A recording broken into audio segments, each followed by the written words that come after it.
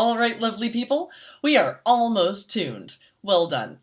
Hey, if you've already made it through the overview, the information about the tuner, and you've even managed to tune with your pegs, you have learned a lot. Now, we're going to finish it off with a round of fine-tuning. So this is the fine-tuner video. If you need one of the other ones, they're all there. Now, you'll notice I've picked up my bow. This makes it a lot easier because you can sustain the pitch with the bow, right? Once you pluck a string, it kind of decays. It just sort of evaporates into the air. But with the bow, I can sustain the pitch. Now, it's okay if you want to keep on plucking and doing it that way. It'll work. It's just not as easy. So I'm going to show you with the bow, and you can try it with the pizzicato too. That's fine. Now, once you've gotten the right letter, here was that A that I had to tune with my peg earlier.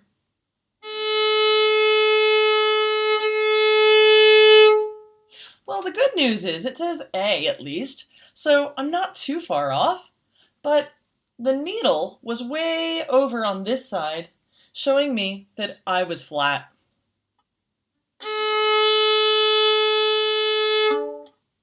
So what I want to do now is I want to get that needle to go right in the middle. And how I'm doing that is I'm turning the fine tuner. Now, when you tune with the bow, you do sort of have to twist your hand around if you play violin or viola. So you're sort of turning it like this. Your thumb tells you which way you're going. If your thumb is going to the right, then you're making it higher. Righter, tighter, higher.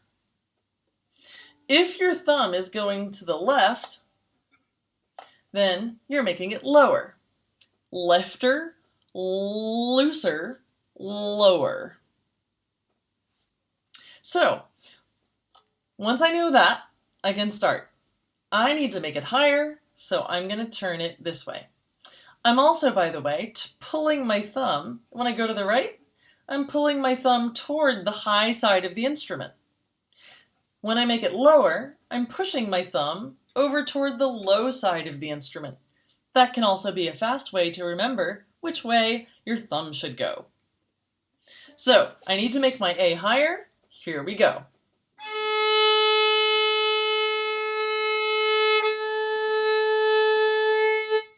Now, you may notice already, the pegs moved the pitch a lot faster. The fine tuners are fine tuners. They make fine little teeny tiny adjustments. So actually, with your fine tuners, you can move a lot faster and you're very unlikely to break anything. So here we go again. I'm trying to get the needle on 0, right smack in the middle.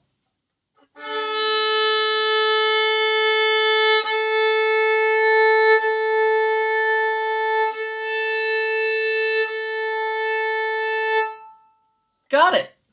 So that's how you get your instrument in tune. Let's say it was a little too high. Let's just see what that sounds like.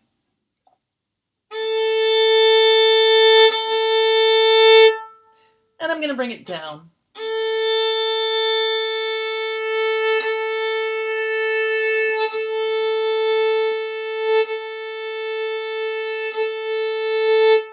Again, just getting it right in the middle.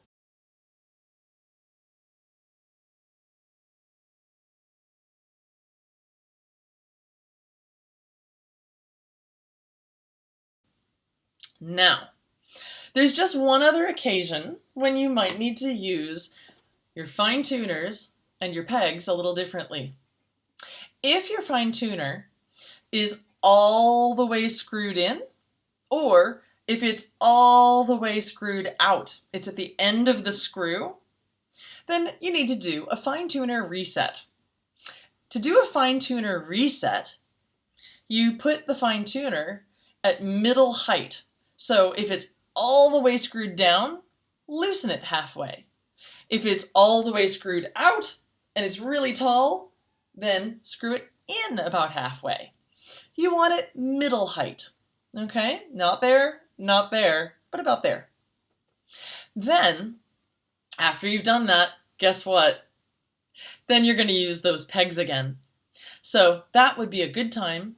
Reset your fine tuner and then go back to the other video on pegs, and you already know you're aiming for the correct letter as close as you can to 0 on the needle, and then finish it off, because now your fine tuner is in a good position to do some tuning. So that's how you do a fine tuner reset. You reset the fine tuner to the middle, and then you use the pegs. So I hope that helped, and happy tuning!